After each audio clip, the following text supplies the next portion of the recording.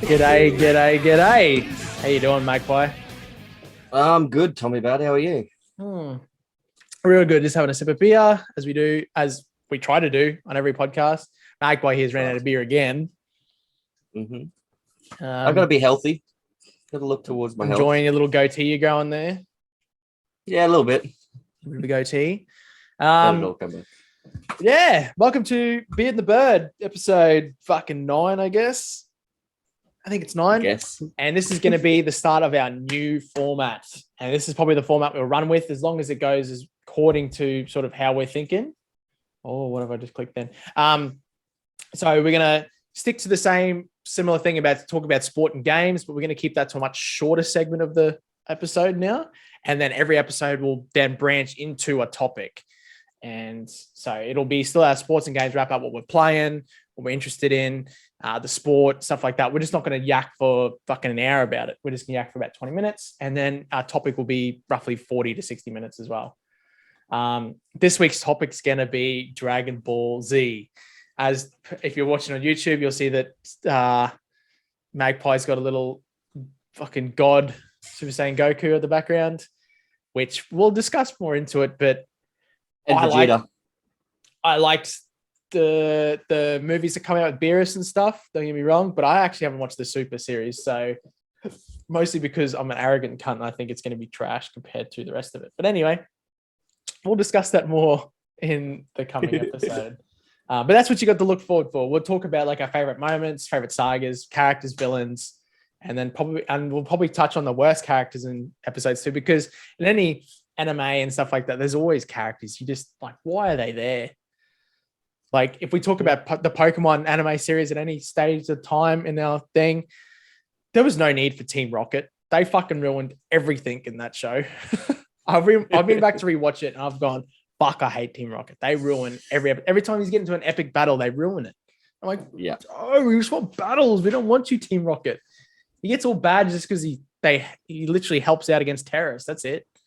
Not because he's a good trainer. That's why he loses every time he goes to the fucking championship. Dumb cunt. Anyway, how about that last Ashes test, eh? Ooh, bro. I was on my toes and everything, man. On the edge of my seat. To fill everyone in, the last Ashes test was the 4th Ashes test in Sydney. Went the 5 days finally. Went for 5 days. Whew. And it actually finished in a draw. And it came down to like the last over of the day, the last little bit of light. And they were 9 for. We had to just take one more wicket to win. They just had to survive to draw.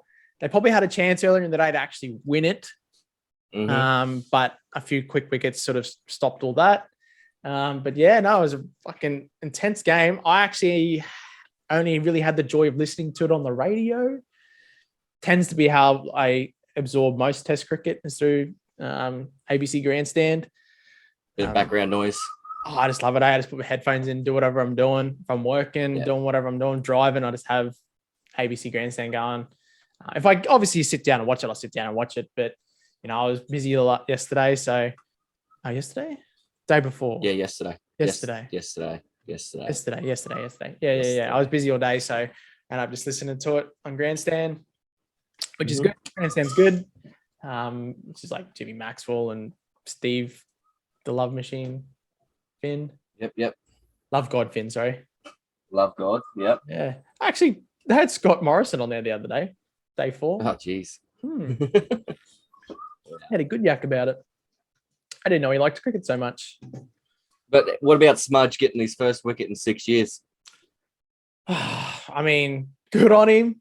Should have we been bowling him more often? Maybe. I think we should have had Labuschagne coming in with these meds. Yeah. I reckon. I mean, there was a few things you take out of it. Like Starkton bowled particularly the best, but I think there was a big foot mark issue he was having. Yeah, so he did it looks like his front foot, so his right foot. Right foot, yeah. What is it? Yeah, right foot, sorry. Left-handed going left-handed. So his right foot was, every time it was hitting the ground, it was hitting a divot and just going the wrong way. So okay. Yeah, I think that's what threw him off a little bit. But he didn't bowl particularly bad either. He had Johnny Bairstow a lot earlier, but got dropped. Yeah. I mean, pretty hard catch, but still he was dropped. Yep. Bowl and bowled amazing again. There's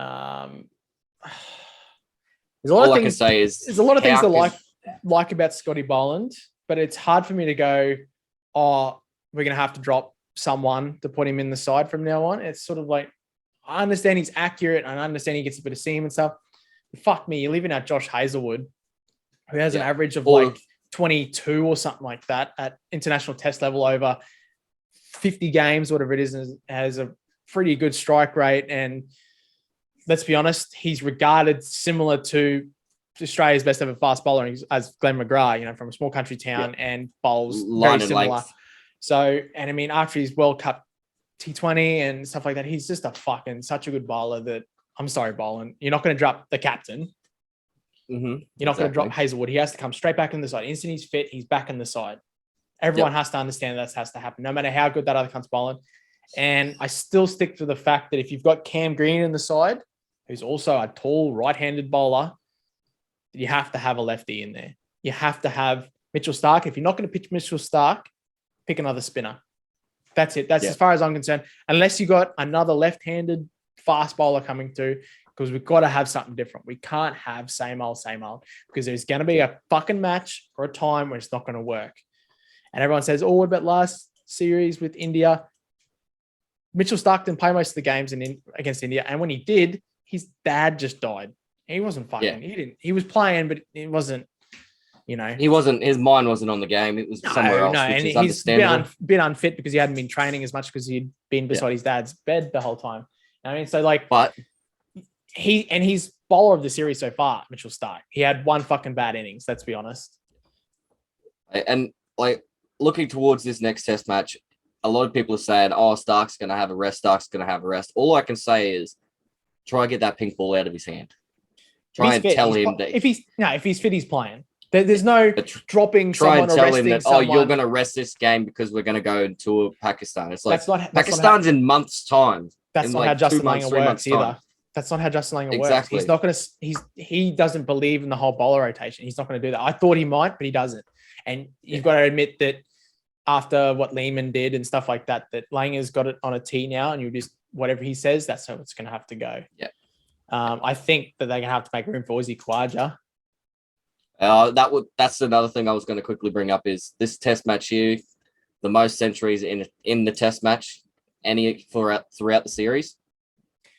Two for Australia. In one game, he's hit more the runs than Marcus Harris has this whole series. Technically, in one game, he's hit more runs than I think other than two English batsmen, and that's Darwin Milan and Joe Root. They're like, oh, think of the future. What are you thinking now?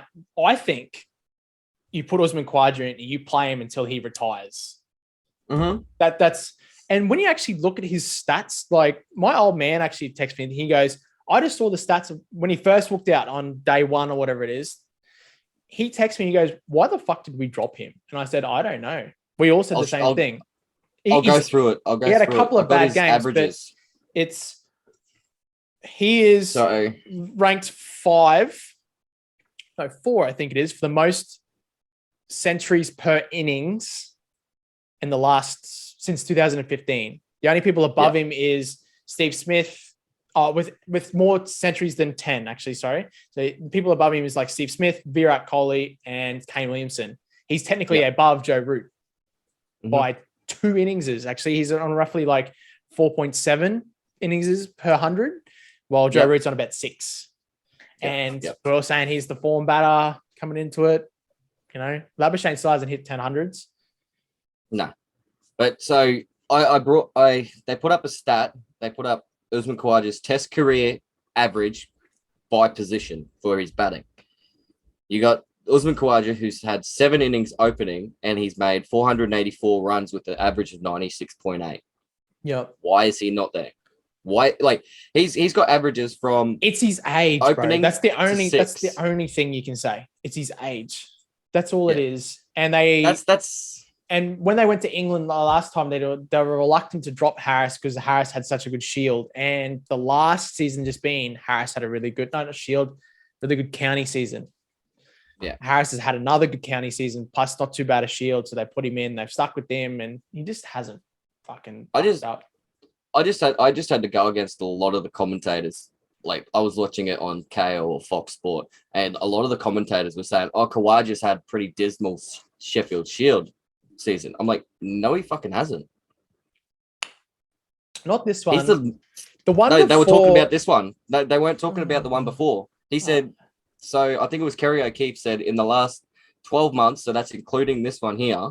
Yeah. He's had a dismal Sheffield Shield season. And I'm like, no, they haven't, because last year they won the Sheffield Shield, I'm pretty sure. Yeah, but that was on the back of Marnus Labuschagne. Yeah, but last year they won with Kawaja as captain. Marnus Labuschagne, Joe Burns, and Bryce Street. Yeah, but that was with Kawaja as captain, doing what he has been doing for the last 2 years. He's the reason why it looks like it's been shit is because he's captain for the team. He's a team player. He's not a player, but like he's not. Oh, I'm a selfish captain. He's a team's captain. Yeah, and I think Sydney showed that he has way more patience than everyone else. He knows when to turn up his game. His game's so refined that you have to play. Exactly like what Boland's coming with. Boland's come in and his game's so refined from playing so many shield matches that like it's hard not to pick him. I think Boland's role will now go to a white ball role, personally. I think he'll be in the one days and 2020s would be my guess. He'll be a strike weapon in the one days and 2020s. But as for the red ball, it's really nice to have him. And I think he has to go on every tour from now on until he retires. That has to be his future plan, is he comes on every tour. So if someone gets injured or someone's not playing good enough, him and Richardson. Oh, I don't know about Nisa. I love him because he's a Queenslander, but at the same time, a bit sus on him still. He just doesn't. He's good, but he's not good enough. Like Boland's super accurate, and Jai Richardson's just a freak. Does that make sense? He's a freaky bowler. He's like a young Pat Cummins nearly. So usually with a squad, depending on where you're going and how long you're going for, you usually have a player to back up that person. Like, you know what I mean? Like, say you've got 3 key bowlers, you should take 3 strike bowlers as well, just to back those 3 up. It's usually, what's that, an 18-man squad or 15-man squad? 15-man squad. So you can't take everyone. So 15-man squad's going to be 2 bowlers, usually a pacer and a spinner. Yep. A spare keeper, batsman, and then a spare batsman. Because I know that they were planning on taking a 20-man squad to Pakistan. Oh, 20 man's fucking a lot, isn't it? So I think they may be playing one days over there as well. They're playing one days and T20s over there as well. So they'll be picking some of them. So Jai Richardson slots in then easily. Yeah. Scotty Boland would slot in there easily. Sweat Bosis, it all has to come, I guess. Especially if you're going to Pakistan. Oh, fuck, you could just bowl Swepson in one day. I mean, I fucking love Zampa, but I'd consider just taking Swepson everywhere. I think Swepson's a superior bowler. But it fucking kudos to fucking England and kudos to Johnny Bairstow. So there's a few things we discussed right at the start before the whole series started. And I said, we all agreed that Johnny Bairstow will play a bit of a role. And he just hasn't been picked. And his first game was a bit, he got out the first innings was it Adelaide? No, Melbourne.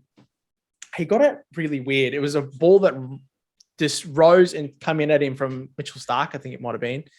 And that like pretty fucking unplayable. The second innings, they're all sorts. He still hit 30 and then got out to a bit of a shitty shot, but like it's nothing new. And this one, you saw he turned up and he played really fucking well. He barely gave a fucking opportunity. Some people hit 100, and then, like the Warner's 90 in the first game. Like, he hit 90 runs, but fuck me, he was dropped like 3 or 4 times, and he had like all these like a no ball when he got bowled, stuff like that. You'd say that's a patchy 90. I don't think Warner's playing anywhere near as good as he should be. I think if you're really looking for the future, keep Harris, drop Warner, put in Khawaja. Yeah. But I mean, you're not going to do that. So I think Khawaja needs to open, take a little bit of pressure off Marnus, take a little bit of pressure off Steve Smith. It'll actually take a little bit of pressure off everyone down below as well. So and you can see how happy Khawaja is. I think there might have been a bit of a team gelling issue possibly with Khawaja. You can see he fits in really good now, especially with Marnus Labuschagne having such a high role in the squad now. They just gel really good together, and they're both Queenslanders, so it gets along really well. So if you ever want to watch, I know you would have watched it, but go watch The Test on I haven't Amazon. actually watched it. Haven't watched it. Okay. So I will say this: Justin Langer turned around and said that he absolutely loves Usman Khawaja. He loves him, just the player that he is, you know. And he'll go out there and he'll play his game. If someone says, "Oh, you need to work on this," he goes, "No, that's not a shot that I play. Fuck off, leave me alone. This is the shot that I play to counteract doing that." Which is, and that's why with selectors is they love why Rory Burns has been dropped. Now, I thought Rory Burns is actually on the improve, and they dropped him. I thought that was a mistake. I think he was on the improve. He was starting to realize what he was doing wrong, and he was coming through. Natural game, like everyone has a natural game, and his is a bit funny, but his works.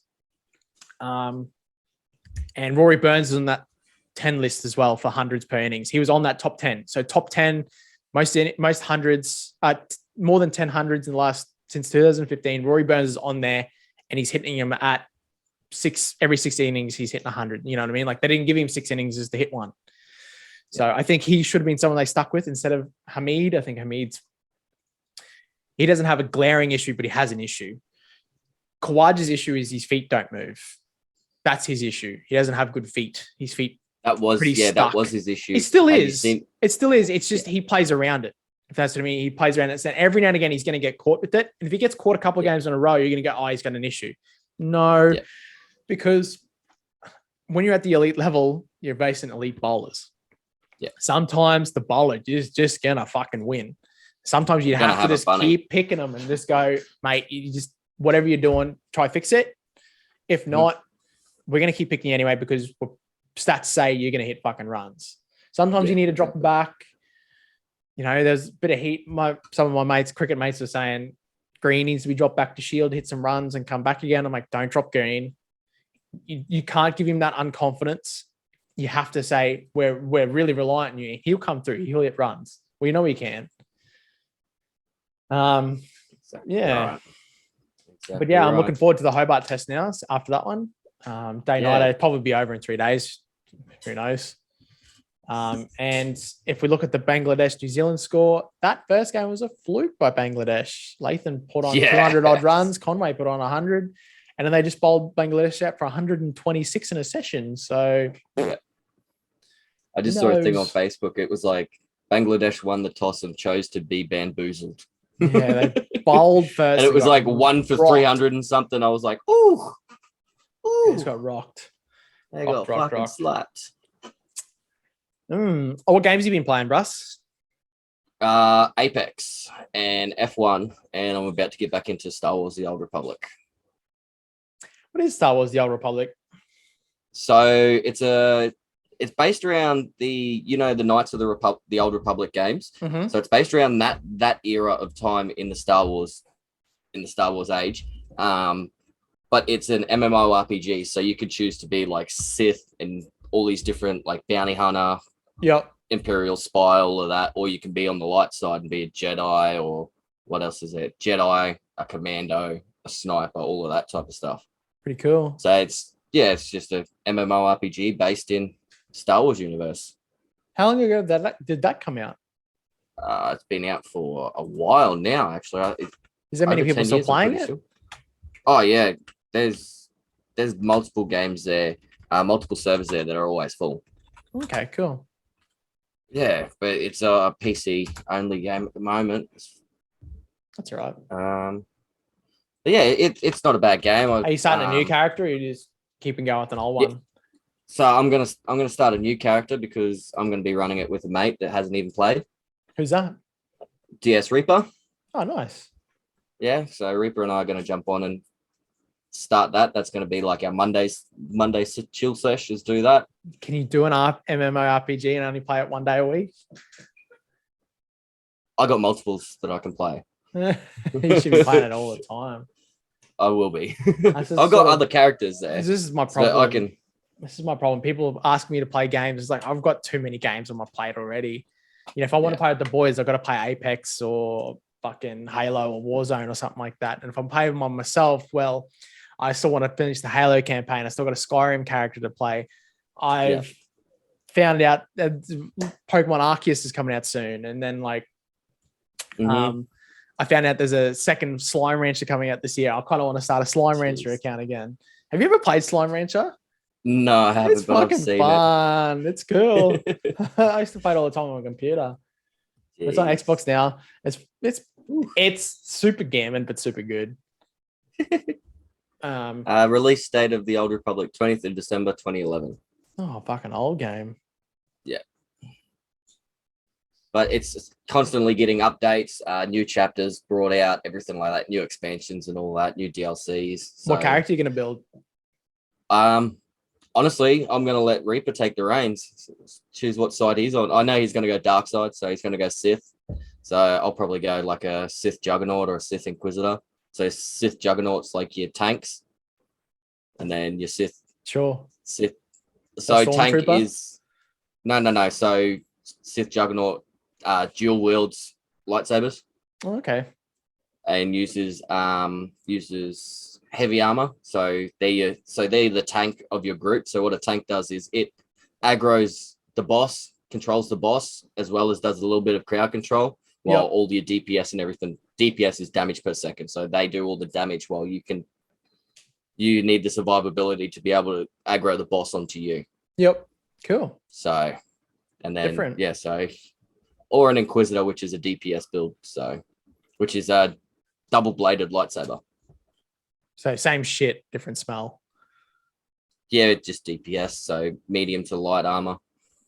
Different force skills. Lightning. Yep. Inquisitors do lightning. Yeah. So. Cool. Yeah. Can you like grab stuff off the map and throw it still, or is that not a thing? So you've got some that you can interact with, some stuff on the map that you can interact with and force pull and force push and everything like that. Choke. You can choke your enemies and shit. Go up there and just choke them. Keep them up in the air and just do a big dive onto them with your lightsabers. Smash the fuck out of them. Yeah, dope. But yeah. What about you? I'll probably just play wherever the boys are playing at the moment. I played a bit of Halo Ranked.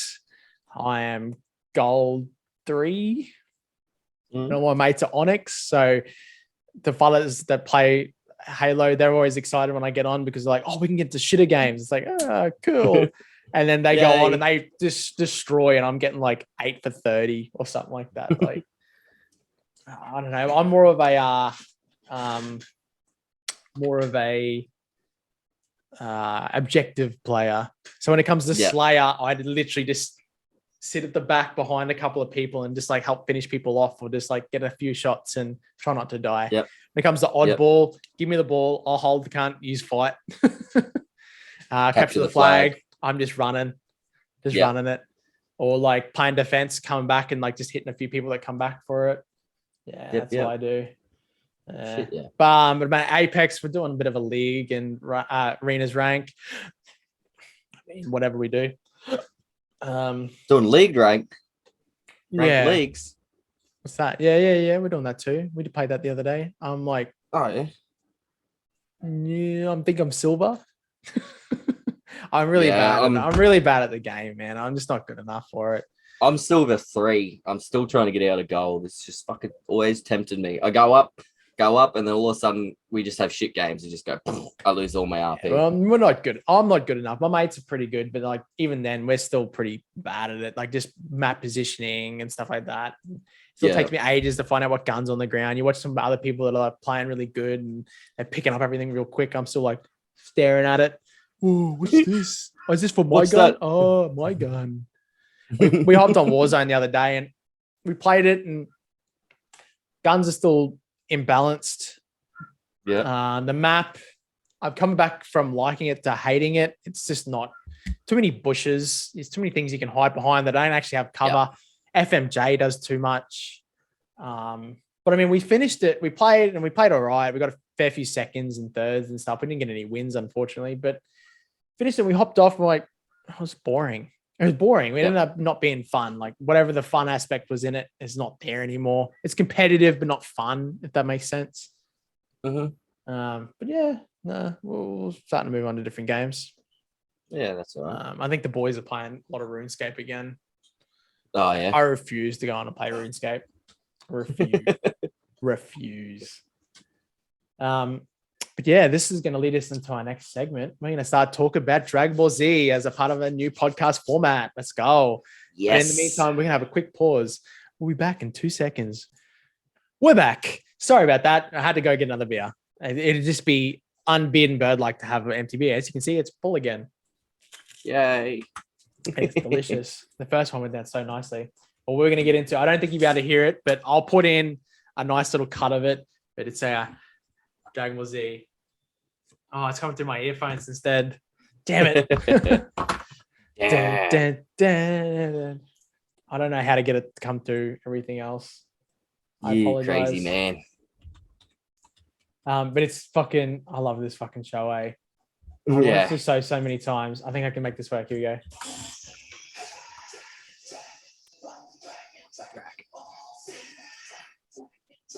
Rock the dragon, Dragon Balls.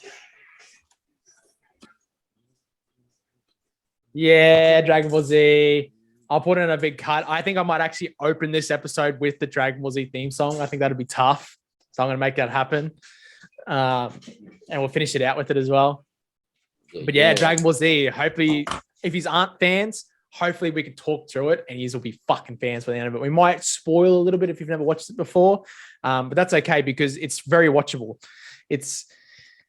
I think as animes go, it's one of the best written and done. And like some people say it's a bit slow. It can be at times, but that's animes in general.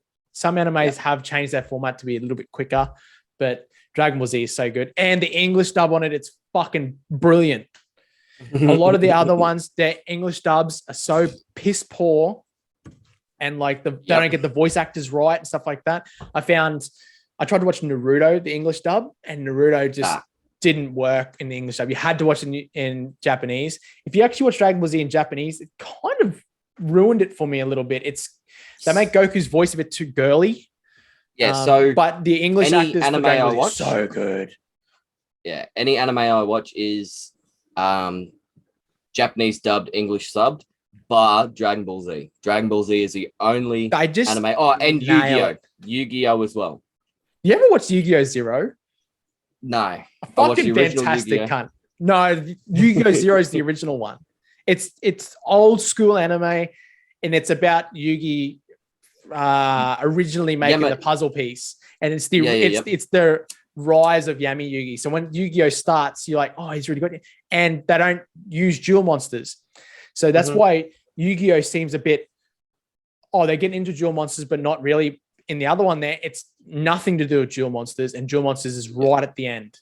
It's all about the building of characters and how they become mates with Joey and stuff like that. It's fucking different. It's so different because you're like, why is he friends with Joey? You know, Joey's such a different cunt. If you watch the original one, Yu-Gi-Oh! Zero, that makes sense. This makes sense now. Yugi's bullied and Joey jumps in there. Yeah, proper bullied. No. He was. Yeah, so you've seen it. Yeah, So I don't know if I've seen. So I think you're talking about like the first couple episodes on like Crunchyroll that I've watched of Yu-Gi-Oh! Or Anime Lab, one of the two. The first couple episodes were never anything about. It was all about like Grandpa, Tia, Yugi, Joey, Tristan. It was only about them, and then Seto Kaiba come in to Grandpa's. No. Seto's not in the first one. No, well there you go. So at the end, Seto's in the original of Yu-Gi-Oh! So I think this is called Yu-Gi Zero. I don't even know if it's called Yu-Gi-Oh! I think Yu-Gi, like it's Dragon Ball, then Dragon Ball Z. I think it's Yu-Gi and then Yu-Gi-Oh! Aha. Yeah. Yu-Gi-Oh! Anyway, we're talking about Dragon Ball Z. We can talk about Yu-Gi-Oh! Another time. We might have to get guests in for Yu-Gi-Oh! I've got a lot of mates that are fucking Yu-Gi-Oh! fans. We might have to get in Mikey or someone like that. Mikey's a massive Yu-Gi-Oh! fan. Yeah. Dragon Ball Z, man, it still goes down as my favorite ever anime. People will disagree with that. They're like, oh, Attack on Titan or this like that. And mine's mine's Dragon Ball Z, One Punch Man, Naruto. Like Dragon Ball Z's and Dragon Ball Z by a fucking league too. Yeah. Dragon Ball Z is my top. Simple. It's so good. That's my childhood. That's me growing up. It's not even just childhood. I watched it. Yeah. On Cheese TV. In Australia here is Cheese TV. But I also had All-Star when I was growing up because we grew up in places that didn't get normal TV channels all the time. So we had to have All-Star. All-Star, which is Foxtel. If no one else knows what Foxtel is, it's cable. If you listen in America, it's cable.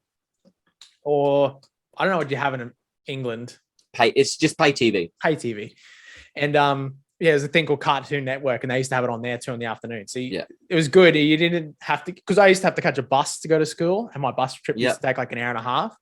So I used to, when we had Cartoon Network, I used to watch in the afternoons. Otherwise, that's sort of why it took me a long time to get into the Boo saga, because I lost Cartoon Network and I had to catch the bus early in the morning. I couldn't watch enough of the Boo saga, which is the Saga 7, 8, 9.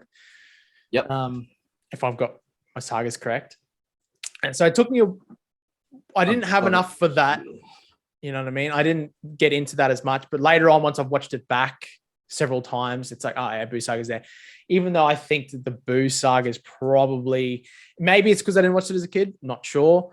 But I think the Boo Saga was probably not the best saga. Yeah, no, I'm gonna have to disagree there. Yeah. Yeah. Did you like the Great Saiyaman? Did you like Great Saiyaman? Did you?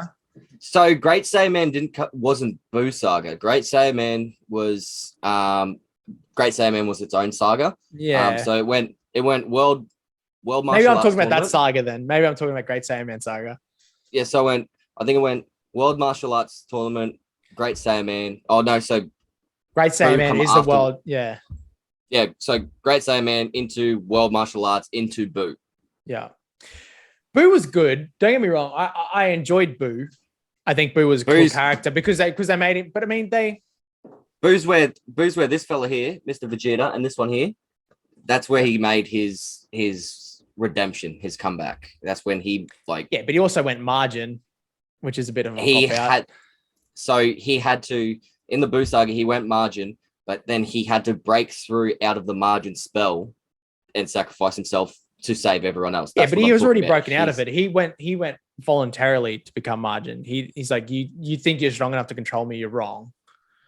Which is cool. Like I like the idea of Vegeta's development in the Boo saga, and that's cool.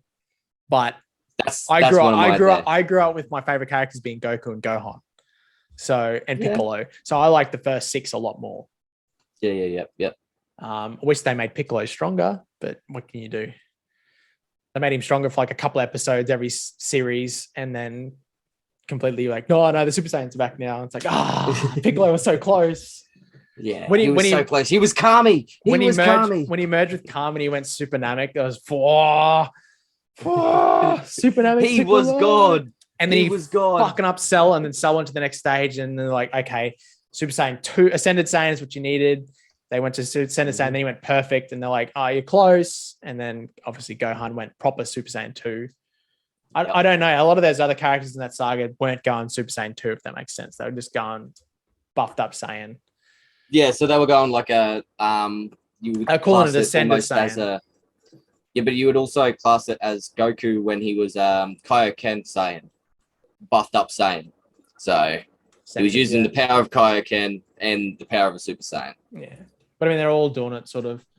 But yeah, so Dragon Ball Z is a fucking amazing show. If you've never watched it, it originates in an old anime called Dragon Ball, which is just a story about a little kid called Goku who landed on a planet from a different world and was growing up on Earth and raised to Earth. And everyone started to realize that he was always a bit stronger than everyone else. Every time he trained, he always just got a little bit stronger than everyone else. Which is every time he got defeated, he was getting stronger. He was always like a really good fighter and really good competitor. It turns out he's come from a planet called Vegeta, where the Saiyans were the race there, and that race they were a warrior race, born warriors. Yeah, and there's a series called Dragon Ball GT, which I think is just the worst. That's non-canon. That's non-canon. It's not part of it. It's not written by the same guy, but they go back onto it and they talk about what were they called? The Truffles or something like that were a different race of people on Vegeta, and they were smart. The Saiyans were dumb but good fighters. and they sort of worked with each other to take over planets, blah, blah, blah, blah. But if you're a Dragon Ball, if you want to watch Dragon Ball Z, I strongly suggest going back to the original anime and watching Dragon Ball first. Yes, it's slow. Yes, it takes a while, and you're like looking at everyone else going Super Saiyan, and that won't happen in Dragon Ball, but it's the whole progression of Goku. And how like Piccolo works into it, how Tien comes into it, how Chaozu comes into it, Krillin, all these characters. Bulma, all the characters see in from Dragon Ball Z. If you went straight to Dragon Ball Z, you're like, why are these characters here? You notice in Dragon Ball the development of all these characters and why they're there and why they're mates and why everyone regards them as strong and stuff like that, even though you sort of look at them and go, oh, they're pretty weak. But yeah, we'll talk about, we might just streamline this out and talk about favorite moments, favorite episodes, favorite sagas, best characters, best villains, worst characters, worst episodes. So we'll start with favorite saga. What's your favorite saga, you reckon? Favorite saga. I've actually got three that I will go back to always. Yeah. So it's the same saga. Sorry, before we go any further, Dragon Ball Z, Dragon Ball, actually it goes Dragon Ball, Dragon Ball Z. Dragon Ball Z has 9 sagas. Dragon Ball has 5, I think. And then it goes to, then there's a spin-off, the non-canon, which is called Dragon Ball GT, which happens after the end of Dragon Ball Z. And then there's Dragon Ball Super, which is a straight-on follow-on from Dragon Ball Z, which I haven't watched Dragon Ball Super, which is the newest one that's still getting made now. Okay, go. Favorite saga. So I'm going to stay in Dragon Ball Z because that's all good. I just watched a lot of Dragon Ball. I know what Dragon Ball is. I've read some of the manga and all of that. But I've got 3 favorite sagas that I'll always go back to, and that's the Saiyan saga, the beginning. 1, 2, 3. The Saiyan saga. So with Frieza. With Raditz and Nappa. Saga 1. Yeah. So that's Saiyan saga. Yep. And then the Android saga. Love the Android saga. Okay. Which that also includes Cell into it, Cell games and all that. Yeah. No, that's 3. It's 3 different ones. There you go. There's the 3. So 5. You 5 then. 5. Android's 5, which is incomplete. Android/incomplete Cell. Mm-hmm. So and then what? Cell games. Yes, Cell games and Perfect Cell. That's okay. I should have brought this up. Dragon Ball. Dragon Ball Z sagas. Saga list. Because I want to get this right. Okay, Dragon Ball Z. There we go. Perfect. This is awesome. Yeah. So you got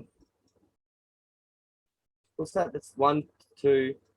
Saiyan Saga, 3, Frieza Saga, 4. Cell Saga. Oh no, this one's got it a bit funny. Oh, they've got it in between there. There we go. So Frieza Saga's got Namek, Ginyu, Frieza. So that's their arcs. So they're different arcs. So you got the Saiyan arc, which is Saiyan what I know as the Saiyan Saga, which is what Raditz. they call it on here too. Yeah. Yeah, which is Raditz, Nappa, and Vegeta. Mm-hmm. Then you go on Cell Saga, Androids. So there's sagas and then chapters. So we're doing chapters then. Chapters within a saga. So you go on Saiyan Saga as a total. Yep. And then if I had to pick one from the Cell arc, it would be Cell games. Yep. And Androids, you said too. And Androids, yeah. Just them 3. Good shit. So mine's going to be Dragon Ball Piccolo Saga King Piccolo. Yep. Awesome. And then I'm going to go then also within the Piccolo Saga, the Piccolo Jr. is 2. So that for me, those 2 chapters in that saga just brings in the entire series. Yep. And then obviously for me, it's Cell Saga, Perfect Cell. Cell games. Sorry, Cell games. Cell games, yeah. So good. When Gohan goes Super Saiyan 2, and then when Gohan kills Cell with the one-handed Kamehameha, it's just ridiculous. So good. Yeah. Oh, that's why that had to be in there. Was just that whole. When like Goku's voice comes over, and he's just like, "Are you worried about the Earth?" And he goes, "Oh." He's like, "Whatever you got left, just unleash it. Don't worry about everyone else. Just go." And then he like finally breaks through after Vegeta goes, "It's Vegeta. You've said this, and this." Yeah. he's still helping out your Yeah. pride. You've released your pride. And he goes, "Bah," and just fucks him up. Yep. So good. I'm getting goosebumps just thinking about it. But yeah, It's so that's good. really good. I mean, Majin Buu World Tournament Saga's chapter is pretty good. Obviously, the entire Frieza saga is fucking amazing. I mean, like, we're talking about stuff that's 10 out of 10. The rest of it's 9.5 out of 10. You know what I mean? Like, we're talking about just a couple of bits that are just so good that you just can't. Yeah. You go back and you watch it, even though if you haven't watched the whole saga. So for you, if you haven't watched Dragon Ball, please go back and watch King Piccolo, Piccolo Junior's chapters. So Dragon Ball episode 135 through to 194. Fair few episodes, but get in there. They're only 20-minute episodes. Watch them. In King Piccolo, for me, is the best move out of all of Dragon Ball. Is the monkey punch, or what do they call it? Dragon punch is I think what they call it. Yeah. It's when they're fighting in a tournament, and King Piccolo, originally Piccolo is the bad guy, and he tries to take over the world, and he joins the tournament, and he's up there, and Goku is literally just a pulp. He's got nothing left. He's got one arm that still functions essentially, and he does a Kamehameha off the ground. He flies. He couldn't fly at this stage. Flies up, goes towards Piccolo, and he just goes, puts his fist out because he's using like the Kamehameha to boost himself. Puts his fist out and goes straight through Piccolo. Yeah. Straight through him, and then that he spits up the egg, which is Piccolo Junior, which is the Piccolo you see in the rest of the fucking series. Which he grows up as a child, so he sees the conflict of good and evil, and is convinced that good is better from Goku because of the way Goku acts and does stuff. And then obviously in the Frieza saga, you see that. In the Saiyan saga, you see that Piccolo raises Gohan, and he becomes a good guy, and shows me what it is to have a friend. He says that a fucking million times. But yeah. Yep. Yeah. And then goes back to ranting about Dragon Ball Z is so good. Better than ragging about fucking COVID. Which, by the way, if you want an update on that, they've completely abolished all the close contacts and most of all your quarantining. So that's all been fixed. They must have listened to our podcast. Yeah. Good. Thank you. Literally in 7 days, they fixed everything. It's ridiculous. Yeah. So that's your favorite moment as well? Saga. Mine's the father-son Kamehameha. Like, no. So the best moment still is probably the one-handed Kamehameha against Cell. That literal chills. When he goes Super Saiyan 2 for the first time, he breaks through and he goes, bah! That's ridiculous. Yeah. And then he does the one. That's probably my favorite. Second would be definitely the Dragon Punch through King Piccolo. Yeah, this part right here. Once the fucking ads load. Once the ads finish up. Yeah, good ads. But yeah, I honestly believe that is the best moment in the whole series, hands down. Yeah, that's pretty good, eh? But I mean, like even the original fucking enemies and Emperor Pilaf and stuff like that, Red Ribbon Army. So if you do watch Dragon Ball Z, you'll notice that there's androids and they've got an RR on their head, which is called the Red Ribbon Army. And that's a whole saga in Dragon Ball. Yeah. It's Red Ribbon Army. He didn't kill one guy, which happened to be Dr. Gero, who made the androids. And that's why they're all... The people he's hurt. Now make that your power! I'm killed. Say goodbye! It goes too long.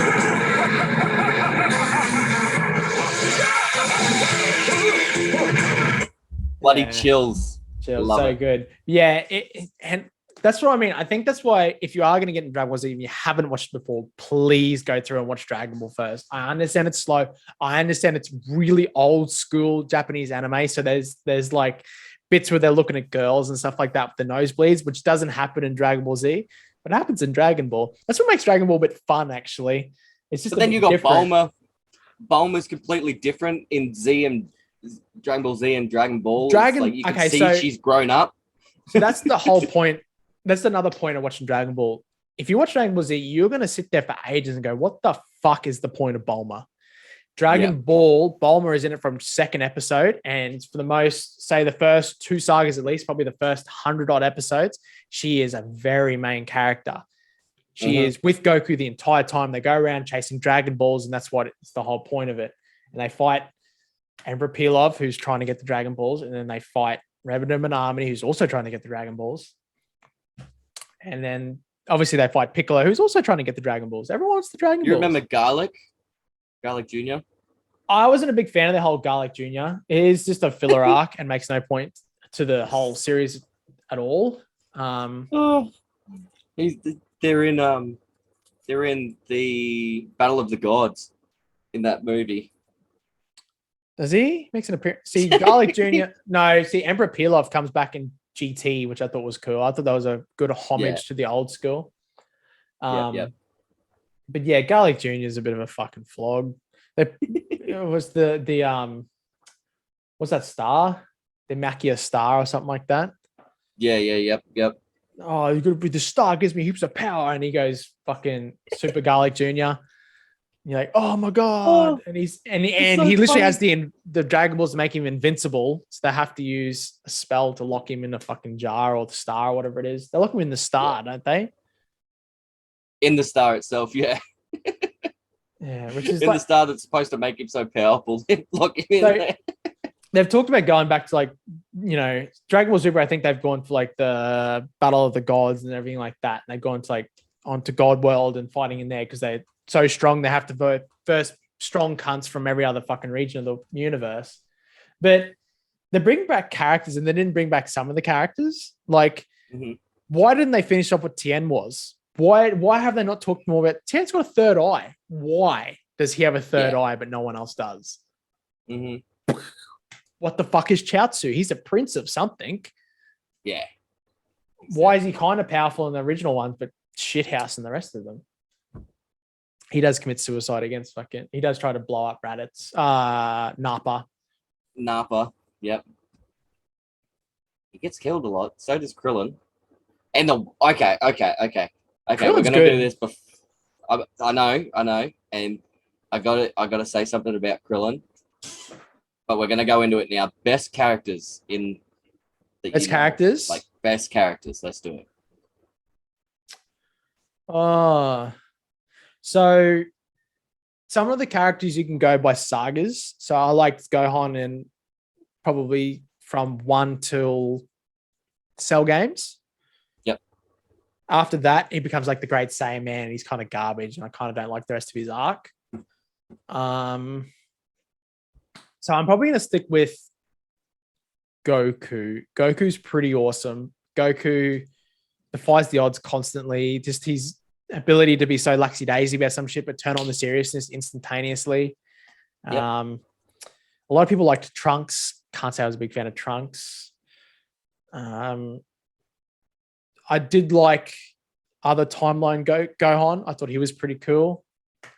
But yeah, probably Gohan, then Goku. Goku is my favorite, though. Yep. Well, my two's up behind me. Goku and Vegeta.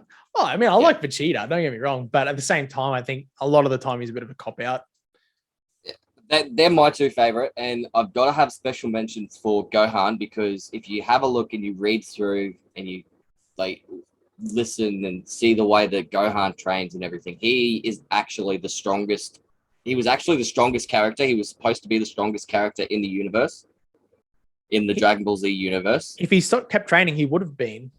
But that's what I'm saying. He was supposed to be, and you could see the potential he was getting into, first one to get the. So the whole point of Gohan was to show that because he had Earthling in him, he had compassion. Goku had compassion, but he didn't quite understand what to do with it. Well, Gohan understood it too much, and he couldn't bring himself to do anything with it. So he wasn't interested in fighting as much as other people. He was enough. He was good enough to just be an academic. And you saw, even though he wasn't training, he could still go SS2 and be more powerful than most cunts around. Exactly. Yeah.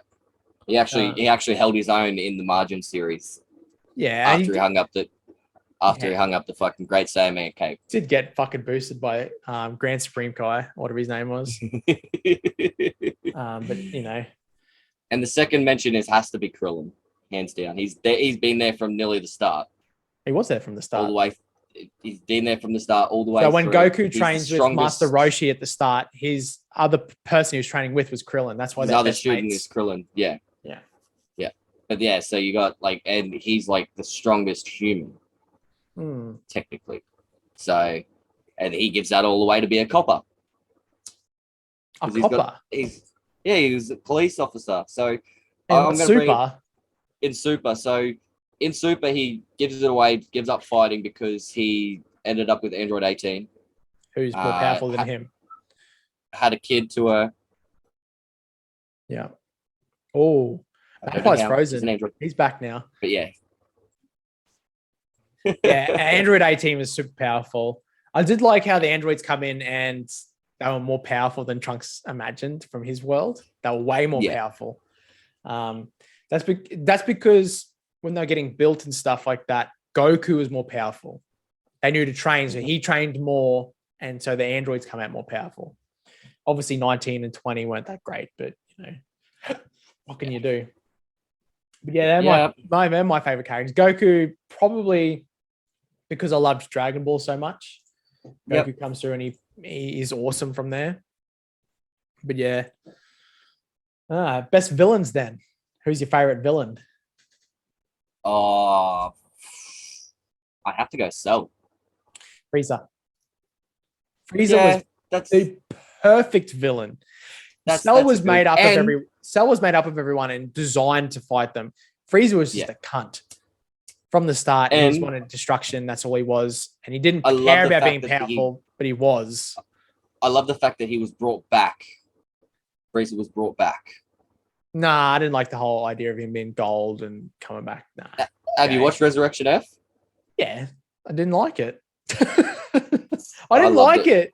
I'm old school. Like, they beat Frieza. He's done. I didn't even like the fact that they brought back Cyborg Frieza for a little bit. I just love the fact that, like, Frieza come back, but it has to be Cell. Hands down. Frieza just fucking hated them in the end. He's such his hatred for the Saiyans and Goku and stuff like that was just so good.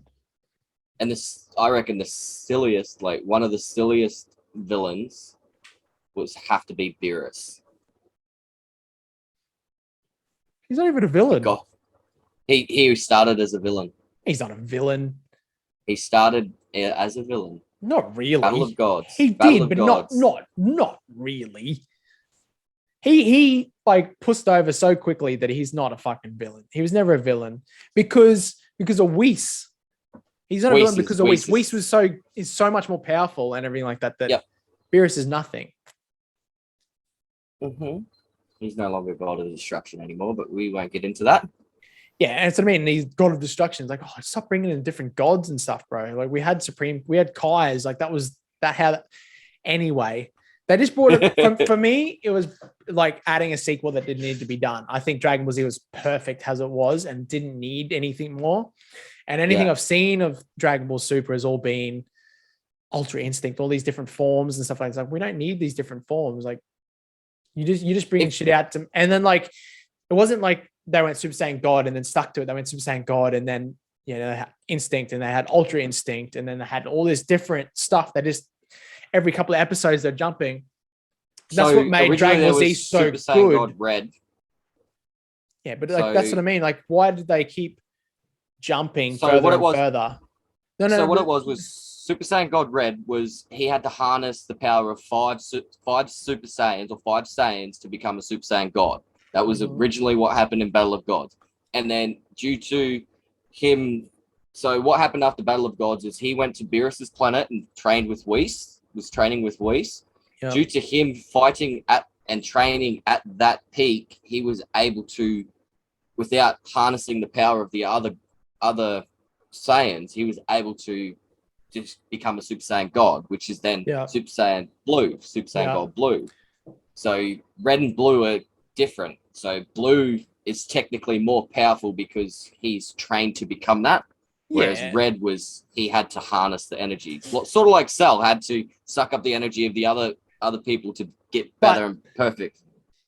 You're missing the point I'm sort of getting at is it took all Dragon Ball, all the Saiyan Saga, all the Frieza Saga to become Super Saiyan. A Super Saiyan. Yeah. So long for this peak of power. And then it took all the Cell games, all the Cell Saga to go Super Saiyan 2. Yeah. Then that's what bugged me a little bit about Boo Saga is he went Super Saiyan 3 like that. But I mean, he was the only one who could do it. And then like Trunks hit it really, Gotenks hit it really quick, and it's sort of like, kind of ruined it. You've hit that next level so quickly and so easily, and like they sort of half mock it with the way Vegeta talks about it too. And it's like, oh, Super Saiyan at this stage. They did ruin it a little bit. They went it too quickly. They didn't have any adversity and they still went it. You know what I mean? Yeah. Like Vegeta showed that he had to go to another planet and nearly die to become Super Saiyan. You know, Gohan had to train so fucking hard in the hyperbolic time train, but just to go Super Saiyan, you know what I mean? Like a lot of those characters had to do such a big build to get there. Well, these other characters got there so quickly. And then Super Saiyan, then Dragon Ball Super come out and they just go on to the next stage every couple of episodes. And it's kind of like, well, you've ruined the evolutions now. Like they're not, you know, you needed to take a whole saga before you could hit the next one, I think. That's my problem with those ones. And that's my problem with Dragon Ball GT too. They hit these next sets of ultimate power really quickly. And that ruins the whole point of them evolving in the first place. That's my qualm with it all. It sort of like ruins the whole point of you being extra powerful. Yeah. I can understand that. Like, but see, there was there's like 2 or 3 different sagas in Super, and he doesn't jump straight from God Blue to Ultra Instinct. He actually comes up against a Supreme Kai apprentice from Universe 10, which is known as Goku Black or Black Goku. So it's pretty much a clone of Goku, and he's fighting himself, but he's a Supreme Kai's apprentice. Yeah. So what they're trying to do is, so they use the Super Dragon Balls. Yeah, they couldn't even get new characters, or they had to use a copy of Goku. To me, it's just all a cop out. It's all written by the same guy, but so long on that he forgets about characters. Yeah, I can understand that. Yeah, it's like Launch. I understand that. Do you know who Launch is? Launch is a No. massive character in Dragon Ball. Dragon Ball Z, he was right. He's admitted to the fact that he forgot about that character. He forgot about Launch. That's why she's not in the rest of them. So like, it's one of those things that like, for me, I will eventually watch Dragon Ball Super. It's logic, but to me, I think they lost the essence of what Dragon Ball Z was originally. Yeah. To me, that's my personal opinion. Obviously, a lot of people are going to go, Dragon Ball Z Super's awesome. Boo. But I actually think probably 90% of people are probably going to agree with me, to be honest. Ooh, that was good. All right. So let's go to the bottom end of the scale. Let's go worst characters and worst episodes. Who was the worst good guy? Yamcha. Yamcha? Yeah. I'm actually going to say Hercule Satan. Mr. Satan, yeah. That's Bruh, he was shit. So shit. And such a bad dude. He didn't understand anything. What a fucking shit. Yamcha was just cannon fodder. That's Yamcha why was pretty. Yamcha was shit in Dragon Ball too, but like he was shit character. But he did hold a certain. His like progression of being a better dude and everything like that's pretty good. But apart from that, he's a bit of a shit character too. Same with Pua. But yeah, Hercule Satan was so shit. I hated Hercule Satan so much. So much. Oh, Mr. Satan. Mr. Satan. What about worst enemies? Who's the worst villains? Like you just hated them. You're so happy when they got beaten. Oh shit. Mine's easy. Dr. Giro. Who? Dr. Giro. Dr. Gyro. Dr. Giro, depending on how you Dr. Giro. Giro. It's Giro, but okay. No, Giro was a little robot in Dragon Ball GT. Giro. GT. Yeah. You think about Dr. Giro, yeah. Or him and Android 16. Oh, I liked Android 16. He helped fucking turn Gohan to Super Saiyan 2. He had an actual part. He was an android built for destruction, but he had a nice side to him. Yeah, that's true. Yeah, Giro. Worst villains? Captain Ginyu and the Ginyu Force. Fuck them cunts. I'm so happy they beat them in the end. When Goku come on and just fucked on the Ginyu Force, and then like the whole body transfer, it's like, oh, cunt, you're just ruining this for me. I just love the fact that they had an Aussie in there. Jace. Good old Jace. Blimey. Blimey, this guy's fast. Yeah, He might even be faster than you. They What are was the pretty blue out guy's there as name well. again? Oh, the blue guy from Oh, the. Oh, Ginyu Force. Fucking. fuck. I can't think of who it was. Anyway, that was shit. Jace, and the blue guy was called Berta. He might even Berta. be faster than you, Berta. You Berta. Raccoon. Eraser gun. I like when he just jams his jaw shut. Fuck yeah. Oh shit. And the little fella, what was the little fella's name again with the fucking 4 eyeballs? Um. Oh, I can't. He was so shit. He could freeze time. Freeze. Guldo. Guldo. Fucking Guldo. Yeah. Oh, Jesus. What about the worst episodes? They could be filler. They could be anything. Anything with the Great Saiyaman. Yeah, Great Saiyaman wasn't that great. I did like the idea of them building up Videl. I was hoping Videl would get stronger, but it ended up being pretty shit. Yeah, Great Saiyaman's pretty poo. Yeah. He's pretty poo.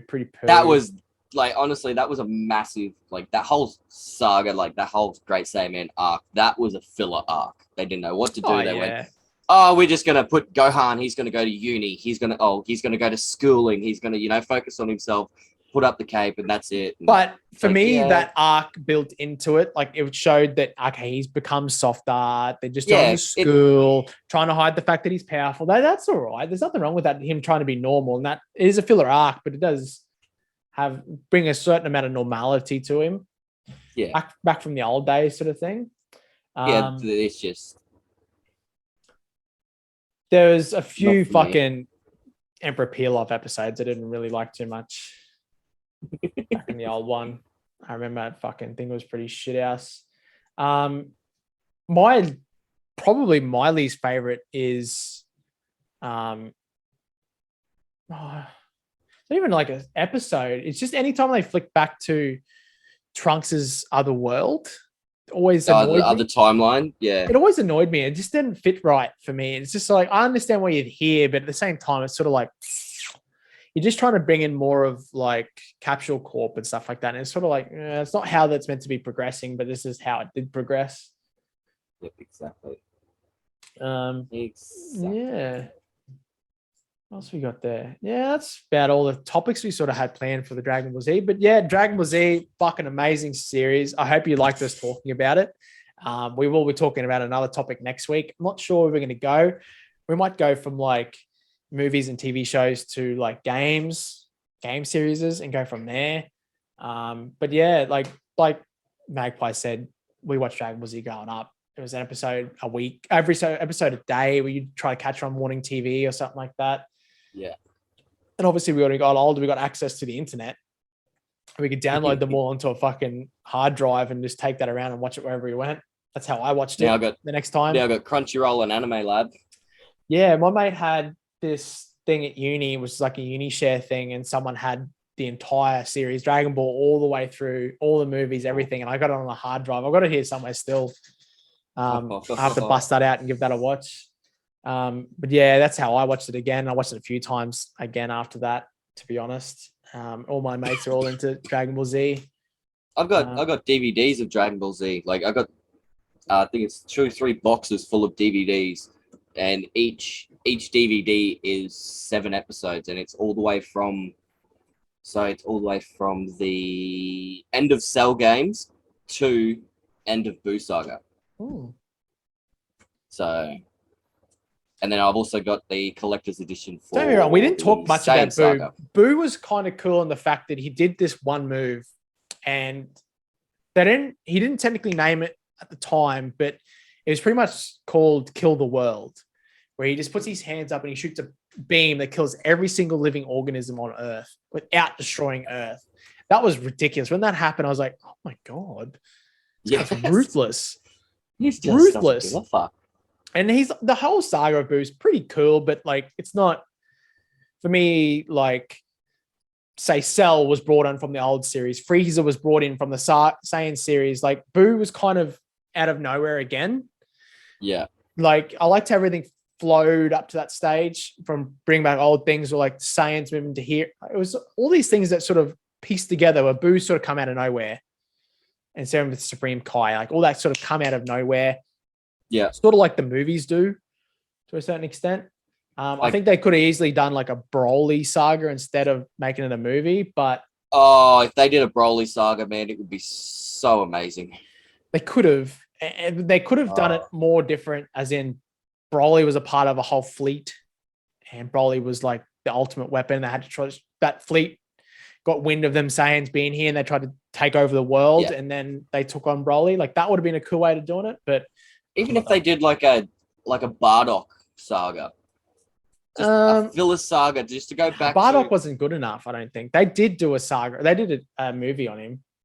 Yeah, it was a movie, but I'm just talking about like go back to Bardock and why he made the decision, sort of like fucking Superman's. Like it wasn't Superman's parents that he did make the decision, but it was like, yeah, my son's gonna go to Earth to take over Earth, start taking it over as as he grows, and see what happens further on and why my son lives on. Exactly. Like it wasn't too bad. I didn't mind Bardock, but please, for all means, DM us, get in the comments, talk about Dragon Ball Z with us, talk about Dragon Ball. Let's go. I want to hear everyone's thoughts on it. I'd love if someone's listened to this and gone, fuck, maybe I should watch it. Trust me, slow as some bits might be, even the filler arcs, watch every single episode. It's not like Naruto where you can skip arcs. Watch them because they do all eventually fill into each other. They do go into each other eventually. They do show character development, so it is worth watching. But yeah, please, by all means, watch Dragon Ball Z. If you have watched it, please talk about it with us. Obviously you can tell that we've watched so much of it. We just love it so much. We just want to hear more about it. Next week, we're not sure what it's going to be, but that'll be a surprise. Maybe even be Star Wars, maybe Elder Scrolls, it may be Fallout. It may be football. It may be streaming. It may be anything. It may be fucking anything. Probably not Avenged Sevenfold. No, but like music, genres. It could be music. Could be metal. Could be rap. Could be sticking a finger in my ass. Whichever one it might be. Thank you so much for hanging out. You've all been fucking awesome. Please catch us on Spotify, YouTube, Instagram, Twitter. We're all there. I know we don't have a Facebook presence now, but who fucking goes on Facebook these days? But I mean, Magpie might be getting into making a Facebook presence. We're not sure. But he's going to get on to he reckons he's going to make some snippets on Instagram, which might get you fucking excited for it. Seeing a little snippet might make you watch the podcast. So please, by all means, let us know how it all goes. Let us know if you like the new format we're doing. I actually enjoy it. I think this is fucking awesome. Talk about something completely different instead of just sport and gaming all the time. So thank you so much. Fucking peace out, you motherfuckers. Much love. Yeah.